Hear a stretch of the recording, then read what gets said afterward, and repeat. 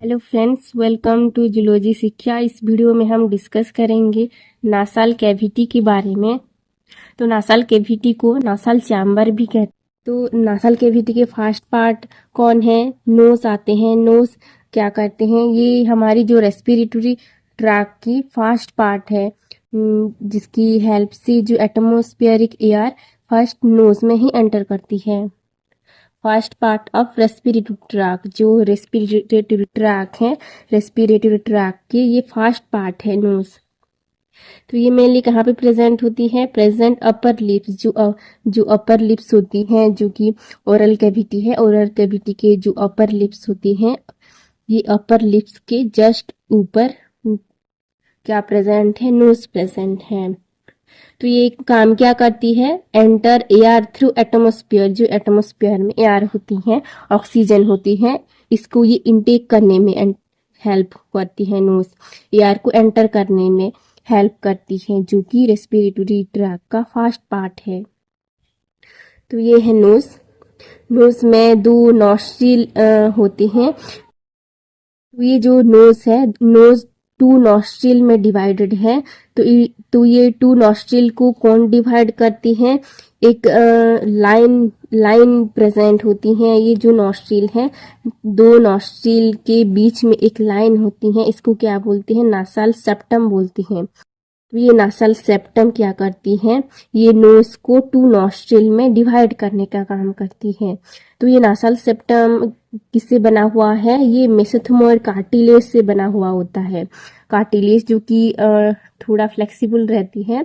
तो ये cartilage knows को टू नॉस्ट्रिल में डिवाइड किए हुए हैं, डिवाइड करते हैं। देन सेकेंड पार्ट कौन से हैं? नासाल चैम्बर। नासाल चैम्बर कहाँ पे प्रेजेंट होती है? नोज के जस्ट पीछे नासाल चैम्बर स्टार्ट होती हैं, जिसको नासाल कैविटी भी बोलते हैं। तो ये नासाल कैविटी में या फिर नासाल चैम्बर में मेनली थ्री मेन पार्ट होती हैं, थ्री मेन रीजन होती हैं। कौन सी रीजन होती हैं? एक होते हैं वेस्टिबुलर रीजन, सेकेंड होते हैं रेस्पिरेटरी रीजन, और थर्ड पार्ट है ऑल्फैक्टोरी रीजन। तो फर्स्ट वेस्टिबुलर रीजन। तो वेस्टिबुलर रीजन कहाँ पे प्रेजेंट होती है? ये मेनली जो हमारी ओरल कैविटी है, ओरल कैविटी का जो रूफ है, जिसको रूफ ऑफ वोकल कैविटी बोलते हैं, और जहाँ पे हार्ड प्लेट प्रेजेंट होती है, तो हार्ड प्लेट और नोज के बीच का जो पार्ट है, उसको वेस्टिबुलर रीजन बोलते हैं। तो ये जो वेस्टिबुलर रीजन एक कार्टिलेज से बने हुए होते हैं, जिसको मेसेंथोमोर कार्टिलेज बोलते हैं। तो ये कार्टिलेज मेनली क्या करने का काम करती है? Separate nose to hard plate.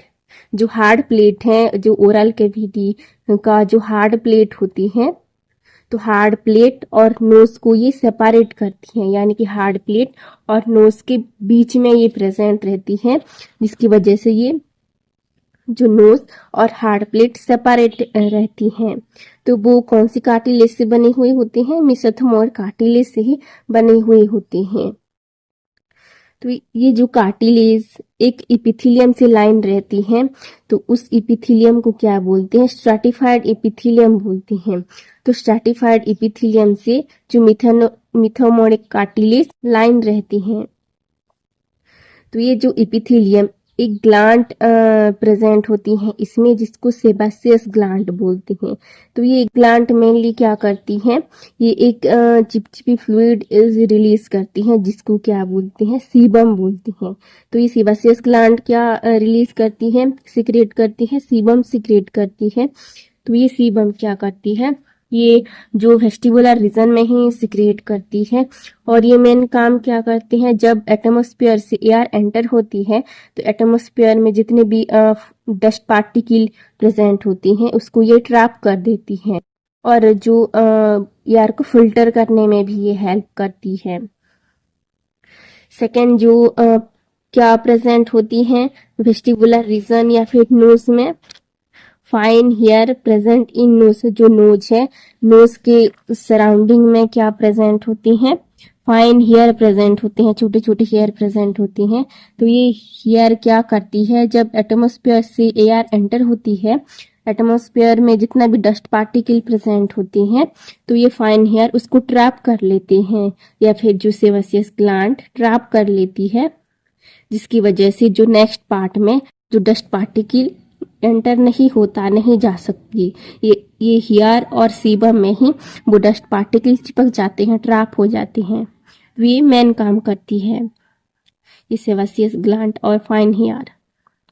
Then second जो रीजन होती है नासल कैविटी में, उसको रेस्पिरेटरी रीजन बोलते हैं। मेजर पार्ट ऑफ रेस्पिरेशन, जो रेस्पिरेटरी रीजन है, ये मेन पार्ट है रेस्पिरेशन का। ये तो ये मेनली कहाँ पे प्रेजेंट होती है रेस्पिरेटरी रीजन? तो ये है जो नासाल कैविटी। नासाल कैविटी की जो ऊपर क्या प्रेजेंट होती हैं, 3 लाइन प्रेजेंट होती हैं। तो इस पार्ट को क्या बोलते हैं? रेस्पिरेटरी रीजन बोलते हैं। तो यहाँ पे 3 लाइन प्रेजेंट होती है जो कि मेनली रेस्पिरेशन में हेल्प करती है। तो ये जो पार्ट में क्या प्रेजेंट होती है रेस्पिरेटरी रीजन में, 3 बोन प्रेजेंट होती हैं, 3 बोन प्रेजेंट होती हैं। तो ये कैसे बोन होती हैं? ये थिन ट्यूबुलर बोन होती हैं। थिन यानी कि पतला बोन, या फिर ट्यूबुलर शेप जैसा इनका जो स्ट्रक्चर होता है, यानी कि राउंडिंग शेप में ये बोन प्रेजेंट होती हैं। और इसमें जो अंदर कुछ भी नहीं होता, ये खाली होते हैं। तो इस 3 बोन को क्या बोलते हैं? नासाल कॉन्के बोलते हैं। तो नासाल कॉन्के रेस्पिरेटरी रीजन में ही प्रेजेंट होती हैं, जो कि रेस्पिरेशन में मेनली हेल्प करती हैं। तो ये है डायग्राम में, ये है जो रेस्पिरेटरी रीजन बोलते हैं इसको। और ये 3 ट्यूबुलर बोन है जो लाइनिंग है। तो इस 3 ट्यूबुलर बोन को क्या बोलते हैं? नासाल कॉन्के बोलते हैं, जो कि बोन से ही बना हुआ है। और ये मेनली क्या करने का काम करती है? ये मेनली रेस्पिरेशन में हेल्प करती है। तो कैसे रेस्पिरेशन में हेल्प करती है? तो ये 3 बोन क्या क्या है? देन सुपीरियर कॉन्के, देन इंफीरियर कॉन्की और मिडिल कॉन्की, ये 3 बोन का नाम है। जो सुपीरियर कॉन्की है, ये है जो ऊपर सुपीरियर, नीचे वाला सुपीरियर कॉन्की, देन मिडिल कॉन्की, और सबसे वाला जो कॉन्की है इसको इंफीरियर कॉन्की बोलते हैं। ऐसे ही 3 कॉन्की रेस्पिरेटरी ट्रैक में प्रेजेंट हैं। तो ये जो कॉन्की मेनली क्या करने में हेल्प करती हैं? Help in warming of air, जो एयर को ये वार्म बना देती है, यानी कि हल्का गर्म कर देती है। कैसे करती है? जो एटमॉस्फेरिक एयर होते हैं वो बाहर से कैसे होते हैं? ठंडी होती हैं। जो एयर हमारी जो रेस्पिरेटरी ट्रैक में इजीली एंटर नहीं होता, क्योंकि वो ठंडी होती हैं। तो इसीलिए ये जो 3 कॉन्के क्या करती हैं? उस एयर को वार्म कर देती हैं, थोड़ा गर्म कर देते हैं, ताकि जो रेस्पिरेटरी ट्रैक में वो एयर इजीली एंटर होती है।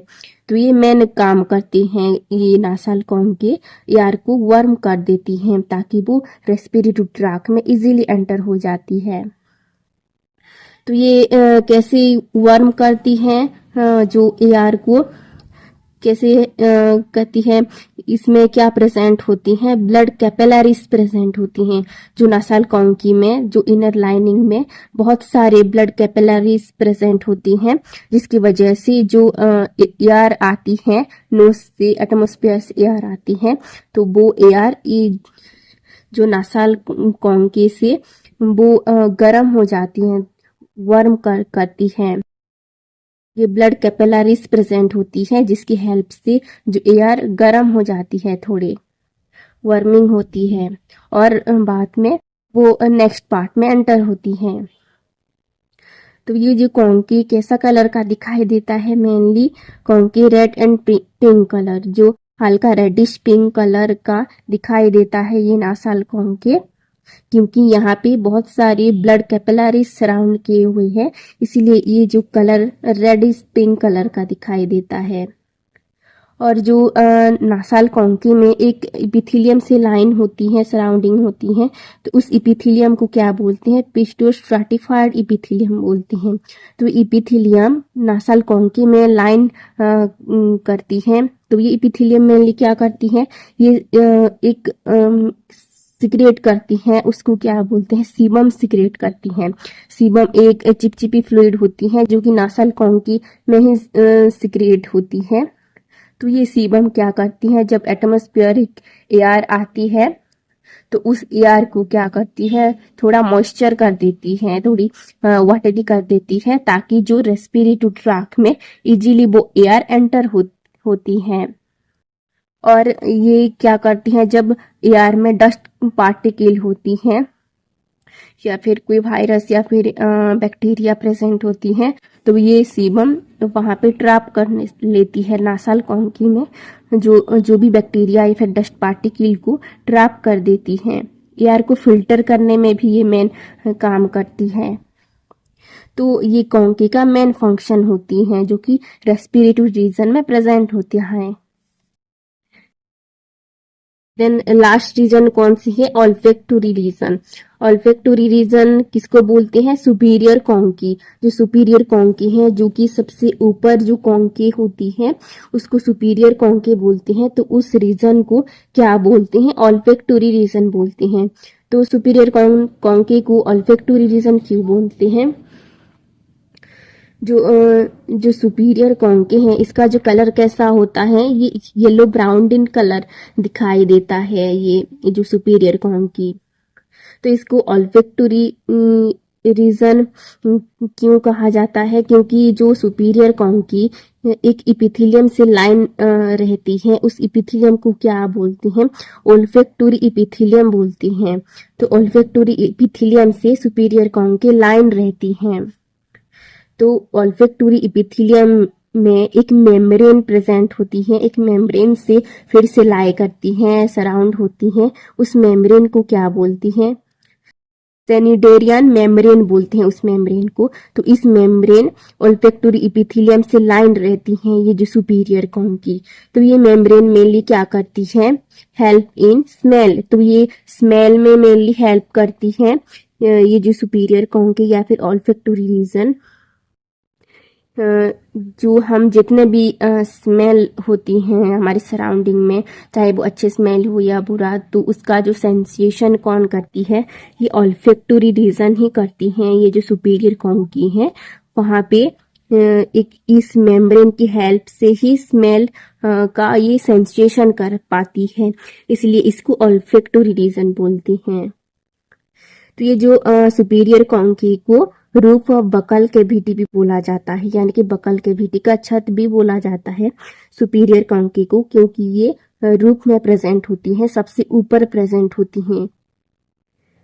तो ये मेनली जो रीजन नासाल चैम्बर या फिर नासाल कैविटी में प्रेजेंट होती हैं, और ये मेनली रेस्पिरेशन में हेल्प करती है। And function of नासाल chamber, नासाल chamber के मेनली कौन कौन फंक्शन परफॉर्म करते हैं। फर्स्ट कौन सी फंक्शन करती है, फिल्ट्रेशन। फर्स्ट फिल्ट्रेशन का काम करती हैं, कैसे करती हैं, जो हमारी नोज है, नोज की इनर लाइनिंग में क्या प्रेजेंट होती हैं, फाइन हेयर प्रेजेंट होती हैं। देन वो इपिथेलियम से लाइन रहती हैं, जिसकी हेल्प से जो म्यूकस सिक्रेट होती है, सीबम सिक्रेट होती है, जिसकी वजह से क्या करती है, जो एटमॉस्फेयर से जितने भी डस्ट पार्टिकल एंटर होती हैं, तो वो फाइन हेयर और जो सीबम उसको ट्रैप कर लेती है, नेक्स्ट पार्ट में एंटर करने नहीं देता। ऐसे ही वो एयर को फिल्टर करने में हेल्प करती हैं। देन मॉइस्चरिंग बनाती हैं एयर को, जो रेस्पिरेटरी रीजन में जो कॉन्की होती हैं, कॉन्की से म्यूकस सिक्रेट होती हैं, तो वो म्यूकस क्या करती हैं, जो एटमॉस्फेरिक एयर को मॉइस्चर कर देती हैं, ताकि जो रेस्पिरेटरी ट्रैक में वो एयर इजीली एंटर हो सके, इजीली एंटर होती हैं। देन वार्मिंग करती हैं जो नासाल कॉन्की होती हैं। तो ये नासाल कॉन्की क्या करती हैं, जो एटमॉस्फेरिक एयर फास्ट क्या रहती हैं, कूल रहती हैं, यानी कि ठंडी रहती हैं। तो ये नासाल कॉन्की उस एयर को क्या करती हैं, वार्मिंग कर देती हैं, हल्का गर्म कर देती हैं, ताकि वो रेस्पिरेटरी ट्रैक में इजीली एंटर हो सके, इजीली एंटर होती हैं। जो कूल एयर हमारी रेस्पिरेटरी ट्रैक में इजीली एंटर नहीं हो सकती, तो इसीलिए नासाल कॉन्की क्या करती हैं, वो एयर को वार्मिंग कर देती है, पहले थोड़ा गर्म कर देती हैं, ताकि वो रेस्पिरेटरी ट्रैक में इजीली एंटर हो जाती है। ऐसे वार्मिंग का काम भी करती है नासाल चैम्बर। देन स्मेलिंग का भी काम करती हैं, जो ऑल्फैक्टरी रीजन होती हैं। ऑल्फैक्टरी रीजन में क्या प्रेजेंट होती हैं, जो सुपीरियर कॉन्की में एक इपिथीलियम की लाइनिंग रहती है जिसको ओल्फैक्टोरी इपिथीलियम बोलते हैं। तो ये ओल्फैक्टोरी इपिथीलियम में एक मेम्ब्रेन प्रेजेंट होती है जिसको सिनाडारिया मेम्ब्रेन बोलते हैं। तो इस मेम्ब्रेन की हेल्प से हम स्मेलिंग कर सकते हैं। हम एटमॉस्फेरिक एयर से जितने भी स्मेल होती हैं तो इस मेम्ब्रेन की हेल्प से हम सेंसेशन कर सकते हैं स्मेल को। तो ये मेन फंक्शन होती है नसल चैम्बर का। अगर आपको ये वीडियो अच्छा लगा तो please like share and subscribe जरूर करें। Thank you watching my video.